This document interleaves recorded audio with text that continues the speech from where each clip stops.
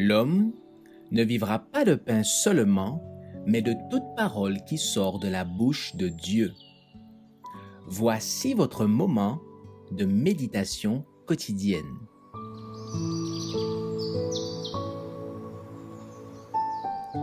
Maranatha.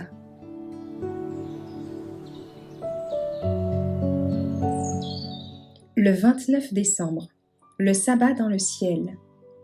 Car comme les nouveaux cieux et la nouvelle terre que je vais créer subsisteront devant moi, dit l'Éternel, ainsi subsisteront votre postérité et votre nom. À chaque nouvelle lune et à chaque sabbat, toute chair viendra se prosterner devant moi, dit l'Éternel. Ésaïe 66, versets 22 et 23. Au commencement, après avoir achevé l'œuvre de la création, le Père et le Fils s'étaient reposés le jour du sabbat.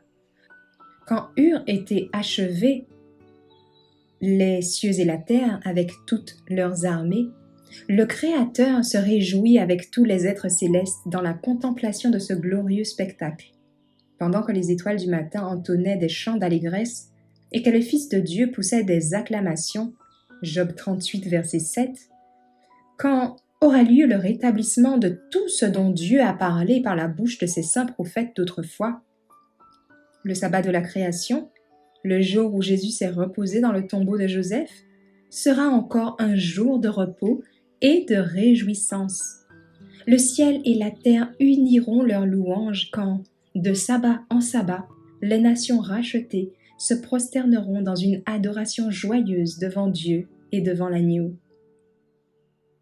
Les nations, des sauvés, ne connaîtront d'autre loi que celle du ciel. Ils formeront une famille heureuse et unie. Ils seront revêtus de vêtements de louange et d'actions de grâce.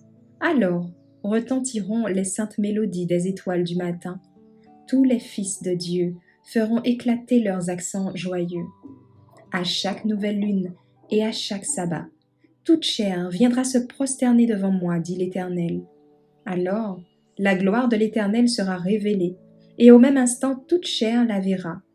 Le Seigneur, l'Éternel, fera germer le salut et la louange en présence de toutes les nations. En ce jour, l'Éternel des armées sera une couronne éclatante et une parure magnifique pour le reste de son peuple.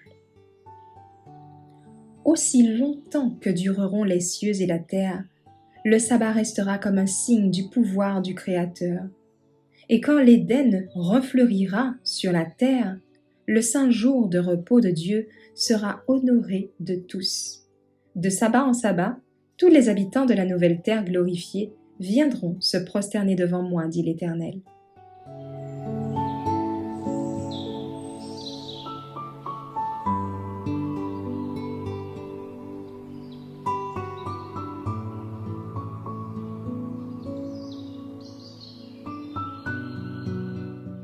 Merci d'avoir écouté cette présentation.